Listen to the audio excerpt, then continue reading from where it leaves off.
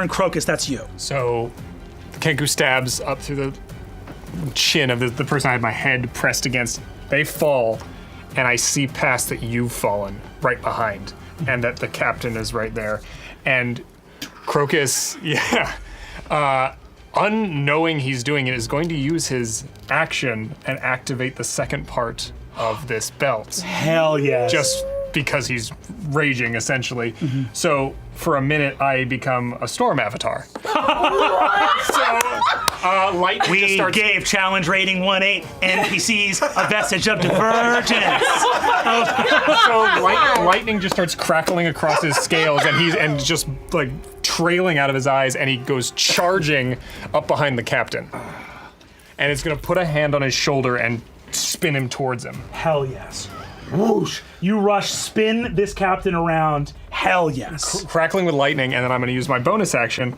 And I can, as a bonus action, you can choose one creature you see within 30 feet to be struck by lightning. But instead, it's going to come from Crocus's mouth. Like a Godzilla breath. Yes. It's just going to zap right out of the front of him. Yes. So he has to make a 15 dex saving throw. Hell yes. These guys are not they're heavily armored dudes.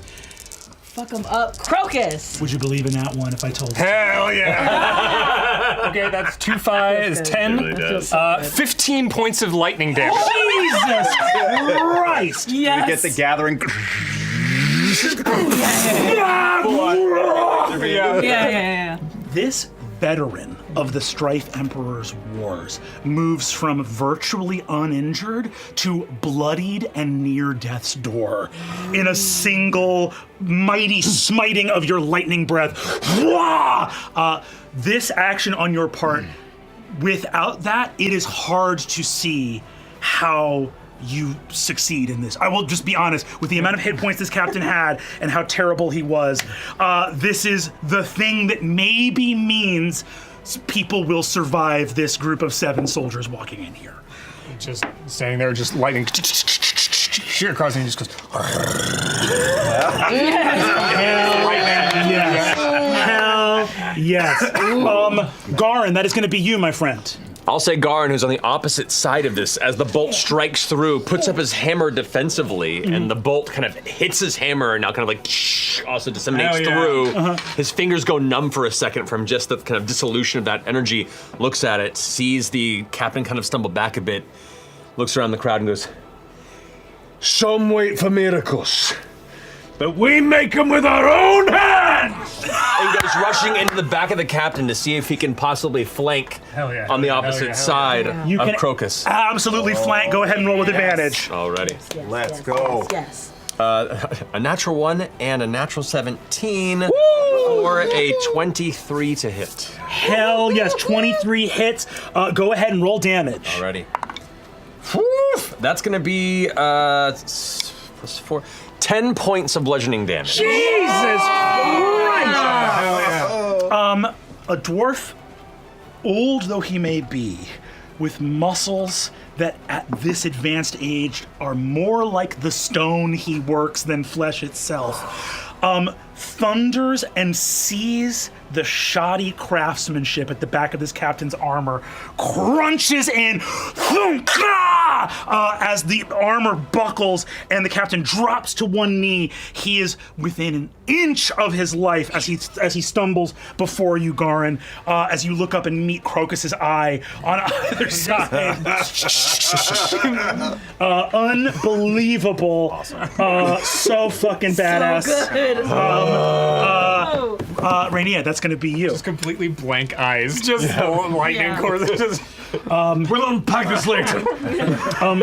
Nia, you see before you the captain on death's door loses blood still on his blade as he is beset between Garen and Crokas in front of you. There are still soldiers around, but you see that captain is right in front of you as well. Luce's holy pendant fell, right? Yeah. Nia's gonna pick that up and attempt to bludgeon the captain's, he's on the ground, right? Yeah. She wants to just sort of ting and use that to hopefully kill him. Bludgeon him with the symbol? Bludgeon him with the Moonweaver symbol. Yeah. Yeah. What are you feeling in the moment that you pick up that holy symbol?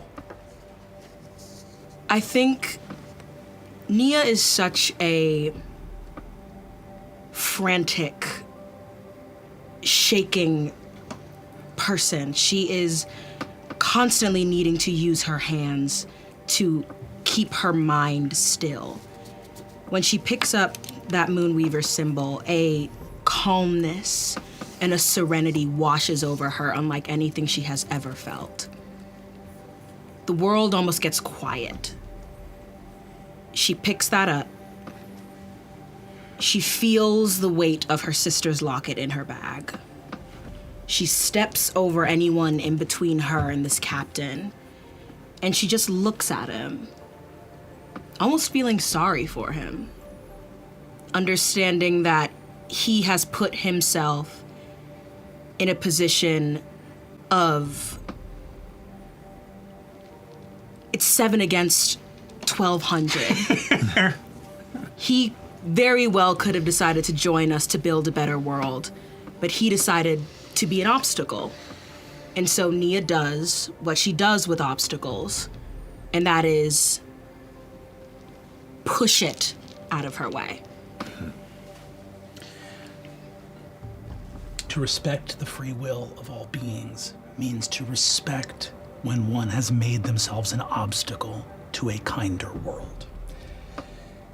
With no malice or hatred in your heart, you take the beautiful symbol of the Moonweaver from where it lies in the mud and ash.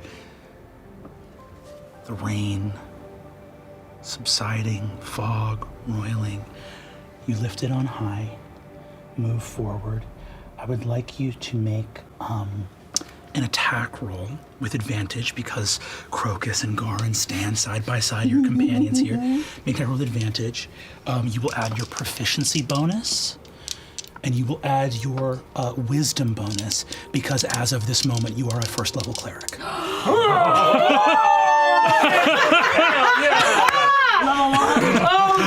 1 never felt so good! Oh, gosh. Make your attack roll. That's a natural 17, proficiency is 2, wisdom is 3, so that's a 22. 22. Yeah. Please roll 3d10 radiant damage as you cast inflict wounds.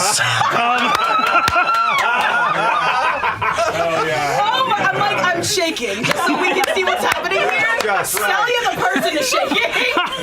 Holy cow, okay. I'm gonna faint. Where's the 10? What do 10s look like? There you go. You got This that one, you got this that one, and this one Nia, here. Nia's the 10. Thank you. Crazy stuff. Guys, wild things are happening. That's a 1, a 4, and a 6, so that is 11. With 10 hit points left, how do you want to do this? Yeah! Here we go! Okay. Okay. Nia, the calmest she has ever been, feeling so emboldened by the people around her. She is so far from her family and has yet, in this moment, feels an incredible sense of belonging. She looks at Arrow down. The being,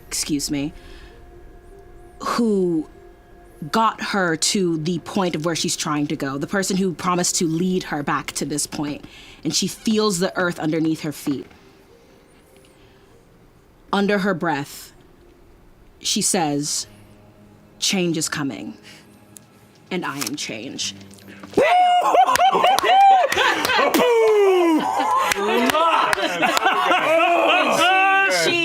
She brains him. She may, even as she's down, she's there's a frantic joy within her. She just bam, bam, bam, bam, bam, until she feels as though now is a proper time to be done.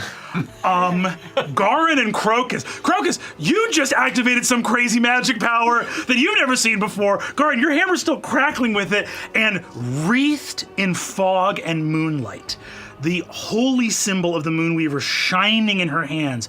Rhaenyra lifts it aloft as though to invoke a miracle. And the miracle she invokes is making the thing glow as she bashes this fucking guy's head in with it. Boom, boom! It is a magic that is at once mystical, but profound in its mundanity. This was not a moment where an obstacle would be removed invisibly or with the rough edges cut off. Miracles, when they touch the real world, get dirty.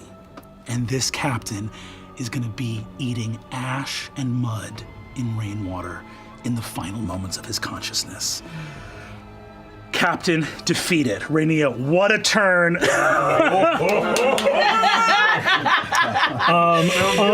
Unbelievable. Crazy town. This is my favorite game. Incredible.